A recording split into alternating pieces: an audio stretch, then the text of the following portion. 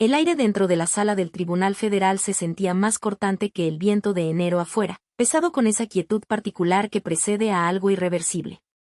Me paré justo más allá del umbral, mi mano apoyada suavemente en la manija de latón pulido de la puerta, dejando que el sonido de las voces murmuradas me envolviera. Mi nombre es Morgan Hill. Pensé las palabras con firmeza en mi mente, aunque no las pronuncié en voz alta. Y en unos 30 segundos, mi hermana sabría que todo lo que alguna vez había dicho sobre mí era una mentira. La voz del alguacil cortó el parloteo. Todos en pie. La puerta se abrió de golpe, y avancé hacia la luz, mi uniforme de gala de servicio brillando con el resplandor de las luces del techo. Estrellas plateadas relucían en mis hombros. Cintas contaban su propia historia a lo largo de mi pecho, colores ganados en lugares sobre los que Elena Vargas solo había leído. No la miré al principio. Dejé que mi mirada pasara por el juez, el panel de oficiales, la galería abarrotada. Solo entonces me volví hacia la mesa de la defensa. Se quedó inmóvil a mitad de un susurro a su abogado, los ojos muy abiertos, la boca entreabierta ligeramente, como si una carcajada hubiera sido atrapada y estrangulada en su garganta. La mujer que una vez le dijo a una sala llena de extraños que yo había abandonado la instrucción básica, estaba mirando fijamente al subcomandante del mando cibernético del ejército de EIE. Seguí caminando, cada paso deliberado sobre el suelo de madera. Esto no era venganza.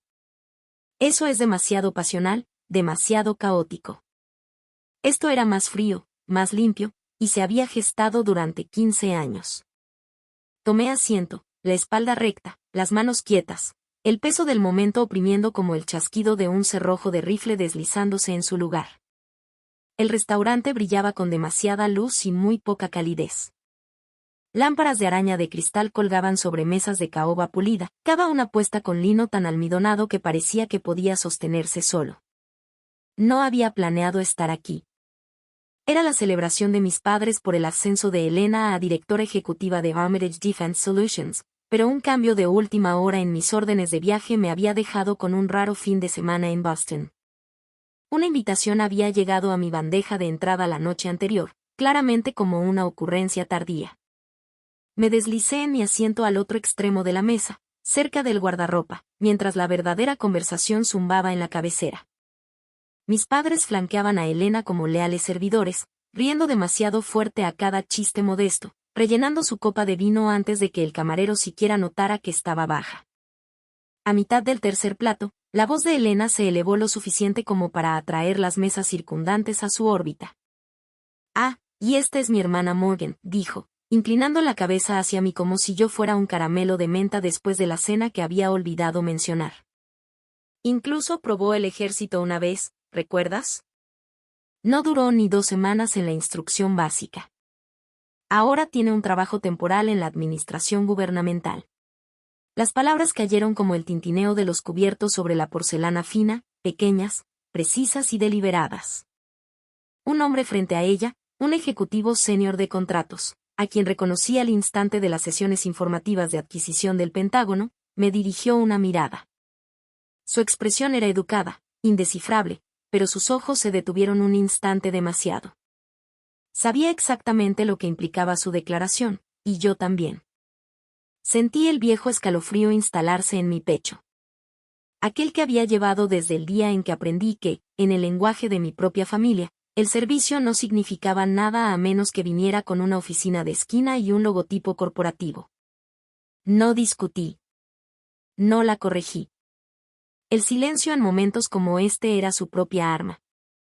Cuando el camarero retiró mi plato, capté el más leve destello en los ojos del ejecutivo. Él no le creyó. A la mañana siguiente, él estaría sentado en una sala de conferencias segura mientras yo le informaba sobre la operación de contrainteligencia más delicada en la cartera del ejército. Pero esa noche, dejé que Elena terminara su historia, sonriendo cuando otros reían. Que pensaran que me habían marcado. Algunas deudas se pagan con palabras, otras con tiempo, y la mía había estado acumulando intereses durante años. La primera vez que comprendí mi lugar en mi familia fue una tarde de junio, densa con el olor a hierba recién cortada y el asado de olla de mi madre. Tenía 18 años, de pie en nuestra sala de estar con un uniforme ROC recién planchado, sosteniendo una carta de aceptación para la escuela de candidatos a oficial. Era el tipo de logro que hacía que otros padres irradiaran orgullo, el tipo que venía con una competencia tan feroz que no te atrevías a soñarlo hasta que el sobre estaba en tus manos. Mi padre miró la carta, me dio una palmada en el hombro como si acabara de decirle que había conseguido un trabajo a tiempo parcial en el centro comercial, y dijo, «Eso está bien, Morgan. Solo ten cuidado». Sin preguntas, sin orgullo, solo una advertencia lanzada como migas en el suelo. Una hora después, le entregó a Elena un juego de llaves atadas con un lazo rojo. Afuera, en la entrada, un sedán nuevo, reluciente bajo la luz del verano. Mi madre aplaudió, diciéndole a Elena cuánto más seguro era su camino ahora que había sido aceptada en un programa de negocios de la Ivy League. El mensaje era claro. Elena se dirigía a un lugar importante. Yo estaba tomando un desvío del que preferían no hablar. Cuando el momento pasó, mi madre me deslizó una tarjeta de regalo de 50 pesos para una librería como si fuera una ocurrencia tardía. Sonreí, le di las gracias, y llevé esa silenciosa comparación conmigo durante años. Para cuando yo era coronel, informando a generales de 3 estrellas sobre amenazas cibernéticas y supervisando equipos extendidos por 3 continentes, mi familia todavía pensaba que tenía algún tipo de trabajo de oficina sin importancia. Nunca verían los mapas clasificados que cubrían las paredes de mi oficina o los servidores seguros zumbando detrás de puertas con triple cerradura. Dejé de intentar explicar en algún momento del camino. Era más fácil dejar que creyeran que era la fracasada silenciosa que arrastrarlos a un mundo que no tenían interés en entender. Pero unos meses después de aquella cena en Boston, un nuevo caso llegó a mi escritorio. El nombre en clave, Velo de Espino. El objetivo, un contratista de defensa de alto nivel sospechoso de vender datos de objetivo propietarios a una entidad hostil. Y cuando el archivo de pruebas se cargó en mi pantalla, el nombre en la parte superior era uno que conocía mejor que mi propio reflejo. Elena Vargas. Miré fijamente el nombre durante mucho tiempo, el resplandor del monitor proyectando bordes duros en las paredes de mi oficina. Por un momento, el aire se sintió más tenue, como si la propia sala segura compartimentada estuviera conteniendo la respiración. 15 años de viejos desaires, palabras cortantes y desprecios calculados presionaban en los límites de mi mente. Pero no se desbordaron. En cambio, algo más frío se deslizó en su lugar, la claridad. La normativa exigía que revelara cualquier conexión personal con un objetivo de investigación. Así que caminé por el corto pasillo hasta la oficina del teniente general Robert Keating. Era un hombre que valoraba los resultados por encima del pedigrí, que nunca confundía el rango con el valor. Me puse en posición de firmes, expuse los hechos, la posición de mi hermana, las supuestas infracciones, mi historial con ella. Le dije que estaba preparada para hacerme a un lado y proteger la integridad del caso. Se reclinó en su silla, estudiándome con la paciencia inquebrantable de un hombre que había comandado en más de una guerra. Coronel Hall, dijo finalmente, usted conoce sus hábitos, su red, sus puntos ciegos. Eso no es un conflicto. Es una ventaja. Continuará dirigiendo el lado operativo, y se hará según el libro. Sin errores. No fue una petición. Fue un voto de confianza. Desde ese momento, mi guerra no se libró en discusiones acaloradas o confrontaciones públicas. Se libró bajo el zumbido de las luces fluorescentes, en órdenes de arresto meticulosamente redactadas y cadenas de pruebas herméticas. Mi equipo diseccionó terabytes de datos, siguiendo hilos digitales a través de fronteras y de vuelta. Cada citación aprobada, cada dispositivo incautado catalogado, era un movimiento silencioso en un juego que ella no sabía que estaba jugando. Mantuve mi tono, incluso mis informes, precisos, como si este fuera cualquier otro caso. Pero en la privacidad de esas habitaciones sin ventanas, me permití una verdad, no dejaría que esto se escapara entre las grietas. Las semanas se convirtieron en meses, la evidencia acumulándose en algo inquebrantable. Y entonces, un martes que olía ligeramente a lluvia sobre hormigón, mi asistente entró con un documento de una sola página. Felicidades, mi general, dijo, su voz con el rastro de una sonrisa. Ascenso a general de brigada. con efecto inmediato. La estrella de plata yacía en su estuche forrado de terciopelo como si siempre hubiera estado destinada a estar allí. Eran lo suficientemente pequeñas para caber en mi palma, lo suficientemente pesadas para cambiar la gravedad de la habitación. Me las había ganado a través de años de operaciones de las que la mayoría de la gente nunca oiría hablar. Pero ahora llevaban un peso adicional, autoridad sobre los procedimientos del Consejo de Guerra para mi propia hermana. Cerré el estuche con un clic silencioso. Esto no se trataba de satisfacción. No se trataba de probar nada a mis padres o de borrar años de sus desprecios casuales. Esto se trataba del sistema al que había jurado servir. Si ella lo había traicionado, respondería ante él. Durante las siguientes semanas, firmé las últimas órdenes, revisé las transcripciones y coordiné con la oficina del juez abogado general. El expediente del caso engrosaba día a día. Informes forenses digitales, comunicaciones interceptadas, auditorías financieras que pintaban un cuadro que ningún experto en relaciones públicas podría encubrir. El equipo legal de Elena entró con fuerza, actuando como si estuvieran manejando un pequeño problema de cumplimiento corporativo en lugar de una brecha de seguridad nacional. Presentaron mociones, exigieron aplazamientos, intentaron enturbiar las aguas. Nada de eso detuvo la máquina. Mi máquina. Cuando se fijó la fecha del juicio, supe exactamente cómo se desarrollaría. La sala del Tribunal del Distrito de Washington estaba impregnada de tradición, madera oscura, latón pulido, el sello de los Estados Unidos colgando sobre el estrado como un ojo inquebrantable. Mis padres estarían allí, con la misma confianza inmerecida que siempre mostraban alrededor de Elena. Esperarían que me sentara en silencio en la galería, quizás con un traje comprado de oferta, con aspecto preocupado por mi pobre hermana. No esperarían verme entrar por las puertas principales con la autoridad del oficial convocante, con toda la sala poniéndose de pie a una orden. Esa imagen se mantuvo conmigo en los días previos al juicio, no como una fantasía, sino como un recordatorio. La verdad, cuando llegara, no sería ruidosa ni caótica. Sería deliberada. Sería innegable, y caería como el sonido de un mazo, sellando un veredicto que había sido escrito mucho antes de que se presentara el primer cargo. La mañana del juicio amaneció fría y luminosa, el tipo de luz invernal que hacía que cada sombra fuera más nítida. Llegué por una entrada lateral, mi uniforme inmaculado, cada cinta y metal alineados al milímetro. El pasillo olía ligeramente a cera para pisos y a papel, ordenado, estéril, nada parecido a la tormenta que estaba a punto de desatarse dentro. Desde mi sala de espera designada, podía oír la cadencia amortiguada de las declaraciones de apertura. El fiscal principal, un mayor del ejército con una voz como una hoja afilada, estaría guiando al panel a través del fraude en las adquisiciones, las fugas de datos y el peligro que representaban para el personal desplegado. Había esbozado toda la operación con nombre en clave velo de espino y la había atribuido a un comandante que conocían solo por su título, Fuerza de Tarea Centinela. Todavía no conectarían ese título conmigo. Luego llegó el momento que habíamos planeado. La voz del alguacil resonó más allá de las pesadas puertas de roble, todos en pie para la subcomandante, mando cibernético del ejército de E.U., general de brigada Morgan Hill. Entré por la puerta. El sonido golpeó primero, sillas raspando hacia atrás, botas golpeando el suelo al unísono. Incluso el juez se levantó.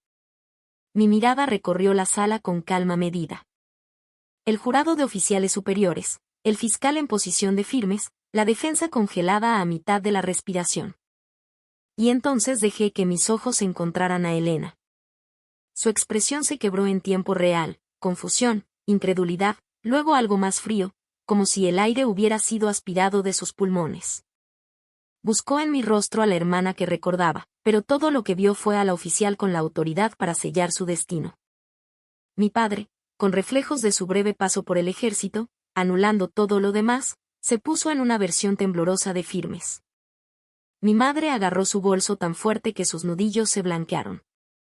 Me dirigí a mi asiento sin dudarlo, asintiendo una vez al juez antes de sentarme. La estrella en mi hombro no era solo un rango. Era la verdad final innegable que ninguno de ellos podía ignorar con palabras o disipar con risas. En ese silencio, No necesité decir una palabra. La sala ya entendía exactamente quién era yo. El proceso se extendió durante varios días tensos, cada testigo y cada prueba añadiendo otra viga de acero a la estructura del caso. No hablé desde el estrado. Mi papel era observar para asegurar que el proceso fuera limpio, preciso e imposible de impugnar. Desde mi asiento, observé cómo la confianza de Elena se erosionaba gradualmente. Al principio, se apoyaba en las tranquilizadoras palabras susurradas de su abogado. Para el segundo día, tomaba notas furiosamente, su bolígrafo golpeando contra el bloc legal como un metrónomo de pánico. El argumento final de la fiscalía fue una clase magistral de control. Guiaron al panel a través de mensajes interceptados, registros de servidor y transferencias bancarias que la conectaban con cada infracción. Sin teatralidades, solo el peso de un hecho tras otro hasta que incluso la defensa parecía más pequeña detrás de su mesa. Cuando el panel se retiró a deliberar, la sala exhaló. Mis padres evitaron mirarme. No me importó. El momento de la verdad no era para ellos. No tardó mucho. El panel de oficiales superiores regresó, sus expresiones tan ilegibles como el mármol. El oficial presidente se puso de pie, leyendo cada cargo, seguido del mismo veredicto: culpable. Culpable. Culpable. Las palabras cayeron como piedras en agua quieta, enviando ondas a través de la galería. Los hombros de Elena se encogieron. Su abogado miró fijamente la mesa como si la veta de la madera pudiera ofrecer una escapatoria. Mi padre se movió en su asiento. Los labios de mi madre se movieron, pero no salió ningún sonido. El secretario trajo las conclusiones oficiales a mi escritorio. El papel era grueso, del tipo destinado a la permanencia. Mi pluma se sintió más pesada de lo habitual mientras firmaba mi nombre. Clara, firme, definitiva. No fue el triunfo lo que se posó sobre mí entonces. Fue algo más tranquilo, una profunda sensación de equilibrio restaurado. El uniforme que llevaba nunca había sido para demostrarles nada, pero en ese momento había despojado cada mentira que habían dicho sobre mí. Me puse de pie, asentí una vez al juez y salí de la sala del tribunal sin mirar atrás. El veredicto viviría en el registro. No tenía necesidad de ver sus caras mientras asimilaban la noticia. Afuera, el aire invernal se sentía más limpio. Un año después del veredicto, me encontraba en un escenario bajo luces más cálidas, frente a un mar de uniformes. La ceremonia de graduación en la Escuela de Guerra del Ejército de E.U. Era un lugar para que la próxima generación de líderes superiores marcara el inicio de su propia ardua ascensión. Filas de coroneles y generales recién ascendidos levantaron la vista, esperando mi discurso principal. Hablé sobre la integridad, la que se mantiene cuando la sala está vacía y nadie toma notas, sobre el mando como una carga, no un trofeo. Les conté la verdad que había vivido, que en nuestra línea de trabajo siempre habrá personas que te subestimen, a veces incluso las que comparten tu sangre, y que la única validación que vale algo proviene de saber que hiciste bien tu trabajo. Cuando llegó el aplauso, fue del tipo medido y fundamentado, que me decía que habían oído más que solo las palabras. Colegas, mi verdadera familia, se reunieron después, debatiendo los puntos que había planteado, compartiendo sus propias lecciones ganadas con esfuerzo. No hubo halagos, ni elogios vacíos, solo respeto. Mi asistente, ahora Coano Davis, se abrió paso entre la multitud para entregarme una tableta segura. Una actualización operativa brillaba en la pantalla. La escaneé, mi concentración volviendo a la misión con la facilidad de la memoria muscular. Fue entonces cuando mi teléfono personal vibró. El número en la pantalla me hizo detener, el de mi madre. El mensaje de texto era corto: estamos orgullosos de ti. Simplemente nunca lo supimos. ¿Podemos hablar un momento? El eco de un viejo dolor agitó la tenue sombra de la chica que habría dado cualquier cosa por oír esas palabras. Pero pasó. Su orgullo ya no era una moneda con la que yo comerciaba. Mi valor había sido probado en lugares donde ellos nunca habían pisado, ante personas que no necesitaban que yo tradujera mi valía. Puse el teléfono boca abajo sobre la mesa, la pantalla se oscureció, y volví a mi equipo.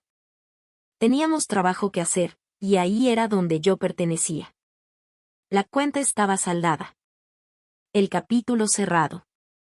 En los meses siguientes, pensé cada vez menos en el juicio de Elena. Los titulares se desvanecieron. Su nombre se deslizó fuera de las conversaciones, y el mundo siguió adelante, como siempre lo hace.